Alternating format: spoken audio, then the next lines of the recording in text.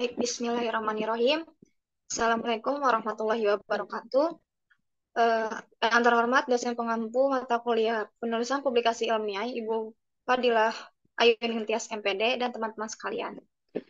Sebelumnya, perkenalkan nama saya Anissa Nursyaka sebagai moderator dan di sini saya bersama dengan teman saya Fitri Wulandari sebagai pemateri. Dalam kesempatan kali ini, kami kelompok 7 ingin mempresentasikan hasil diskusi kami yang berjudul Ethical Consideration.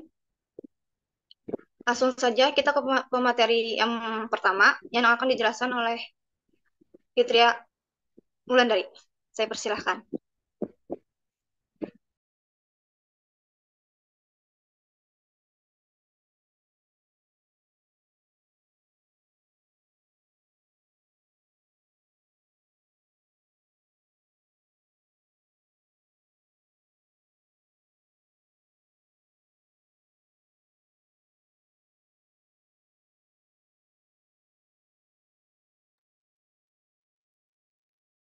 Baik, terima kasih kepada moderator. Di sini saya akan menjelaskan pengertian etika. Etika sebagai konsep yang berakar dari kebiasaan dan karakter manusia telah berkembang menjadi suatu sistem norma dan nilai yang memandu perilaku kita. Etika tidak hanya membedakan antara yang baik dan buruk, akan tetapi juga mendorong kita secara kritis merenungkan dan mengevaluasi moralitas yang berlaku dalam masyarakat. Menurut Sumantri pada 2015, seluruh kegiatan penelitian harus dilaksanakan dengan menjunjung tinggi sikap ilmiah atau scientific attitude dan menerapkan prinsip-prinsip etika. Oleh karena itu, kepatuhan terhadap etika menjadi suatu kewajiban bagi semua peneliti. Berikut ada prinsip-prinsip ethical consideration. Prinsip-prinsip seperti informed consent, eh, dan menghindari plagiarisme merupakan dari salah satu etika penelitian. Sini yang pertama itu ada informed consent. Menurut Belmont Report pada 1979, bahwasanya informed consent mengandung tiga komponen. Yang pertama itu ada informasi, pemahaman, dan kesukaraan. Yang pertama itu ada informan. Informan itu adalah calon partisipan diinformasikan sehingga paham akan keterlibatan mereka sebagai subjek. Kemudian itu yang kedua ada konsen. Konsen itu adalah calon partisipan memberikan persetujuan yang mencakup pernyataan eksplisit bahwa ia paham dan setuju untuk berpartisipasi dalam penelitian tersebut. Kemudian yang ketiga itu ada keputusan keputusan. Keputusan personal untuk terlibat menjadi sesuatu yang sifatnya sukarela atau bisa dibilang tanpa paksaan atau tekanan kekerasan seperti paksaan fisik atau paksaan maupun psikologis. Kemudian itu calon responden sekurang-kurangnya harus diinformasikan tentang yang pertama itu prosedur penelitian, yaitu gambaran tentang pengambilan data atau tujuan penelitian, informasi waktu yang diharapkan untuk berpartisipasi, misalnya lamanya mengisi kuesioner, jumlah dan durasi sesi, atau total waktu yang dihabiskan, dan lain-lain. Kemudian itu yang kedua ada informasi mengenai manfaat, ketidaknyamanan, dan risiko penelitian yang mungkin bisa terjadi ketika berpartisipasi. Kemudian yang ketiga itu ada prinsip privasi dan kerahasiaan untuk memastikan perlindungan informasi data selama penelitian berikut, kayak pengajaran atau praktik profesional. Kewajiban kerahasiaan juga termasuk pada seluruh anggota tim, peneliti, dan semua orang yang memiliki akses pada proses penelitian tersebut. Yang keempat itu ada hak untuk menarik persetujuan, yaitu informasi bahwa partisipan boleh menarik persetujuan untuk menghentikan proses partisipasinya kapanpun kapanpun tanpa dikenai konsekuensi apapun.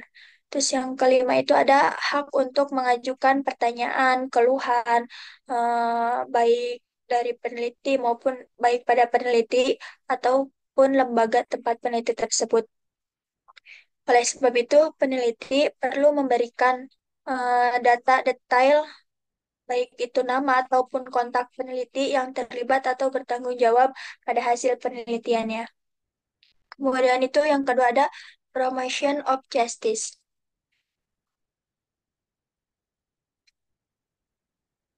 Apa itu promotion of justice? Prinsip keadilan berkaitan dengan kesetaraan atau equality dan keadilan fairness dalam memperoleh risiko dan manfaat penelitian, serta memiliki kesempatan untuk berpartisipasi dan diperlakukan secara adil dan setara dalam penelitiannya. Atau bisa disebut prinsip yang kedua ini adalah etika dalam pengumpulan data penelitian. Artinya, dalam proses mengumpulkan data, peneliti wajib menjunjung tinggi hak asasi dan keadilan bagi seluruh pihak yang terlibat pada penelitiannya. Dalam proses pengumpulan data, pemilihan narasumber atau responden sesuai dengan kapasitas mereka, sehingga tidak ada tidak ada tindakan rasis maupun bentuk pelanggaran hak asasi manusia lainnya. Selain itu, semua responden dan narasumber penelitian harus diperlakukan secara adil, mengikuti ketentuan yang berlaku di masyarakat sehingga semua mendapatkan perlakuan pertanyaan dan aspek eh, yang setara pada lainnya. Kemudian, yang ketiga akan dijelaskan oleh Anissa. Cukup sekian yang dapat saya sampaikan, kurang lebihnya mohon maaf. Saya kembalikan ke moderator. Baik, terima kasih untuk materi pertama. Selanjutnya saya akan eh, menjelaskan apa itu ensuring beneficence. Prinsip ini menyatakan bahwa penelitian yang dijalankan akan memberikan sesuatu yang berguna bagi partisipan dan bagi komunitas yang terdampak. Penelitian bukan sekedar menghasilkan data yang diperoleh dari partisipan, namun juga memberikan manfaat baik secara langsung dan tidak langsung bagi partisipan. Sehingga suatu kegiatan penelitian memang sudah seharusnya memberikan manfaat bagi seluruh pihak yang terlibat. Dalam penerapan prinsip ini, ada dua aturan umum yang wajib dipatuhi peneliti, yaitu satu, tidak membahayakan maupun merugikan partisipan. Dua, memaksimalkan manfaat dan meminimalkan kerugian dari kegiatan pengumpulan data melalui partisipan. Sebagai catatan tambahan, pada saat ada resiko dari proses pengambilan data, maka peneliti wajib mengkomunikasikan atau menjelaskan hal tersebut kepada partisipan. Selanjutnya,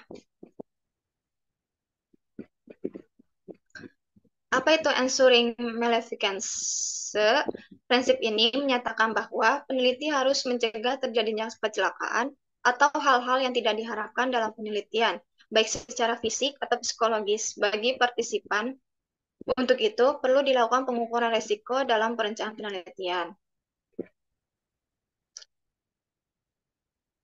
Yang artinya, peneliti harus mencegah terjadinya yang dalam prosesnya di lapangan, peneliti kemudian menjaga kerahasiaan identitas dari partisipan, baik responden maupun narasumber. Sehingga ada dua konsep yang diterapkan untuk melindungi partisipan, yaitu konsep anonim, menyatakan bahwa peneliti sebaiknya menghilangkan seluruh informasi yang berkaitan dengan identitas responden yang saat menyampaikan hasil penelitian, dan menampilkan data seperti nama responden dan karakteristik lainnya. Yang kedua itu konsep kerahasiaan.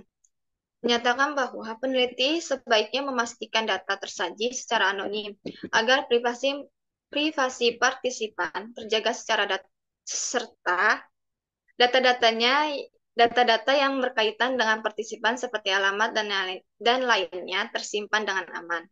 Selanjutnya, isu-isu etik penelitian. Isu etik dalam penelitian sering berkaitan dengan perlakuan terhadap partisipan dan kejujuran dalam proses ilmiah. Salah satu masalah utama adalah informed consent yang tidak mencukupi, di mana partisipan tidak diberi informasi secara jelas tentang tujuan, prosedur, risiko, dan manfaat penelitian. Kurangnya transparansi ini dapat merugikan partisipan karena mereka mungkin tidak memahami sepenuhnya implikasi dari keterlibatan mereka. Masalah etis lainnya terkait dengan ketidakjujuran dan dalam pelaporan dan pemanfaatan data, plagiarisme atau mengambil ide, data atau teks dari orang lain tanpa memberikan penghargaan yang layak, merupakan pelanggaran serius terhadap standar akademik dan kredibilitas penelitian. Selain itu, memanipulasi data ya, atau mengubah data untuk mendukung hipotesis itu juga melanggar prinsip kode etik. Sekian penjelasan materi dari saya. Baik, selesai sudah diskusi kali ini. Saya sebagai moderator, mohon maaf atas kekurangannya. Saya akhiri. Wassalamualaikum warahmatullahi wabarakatuh.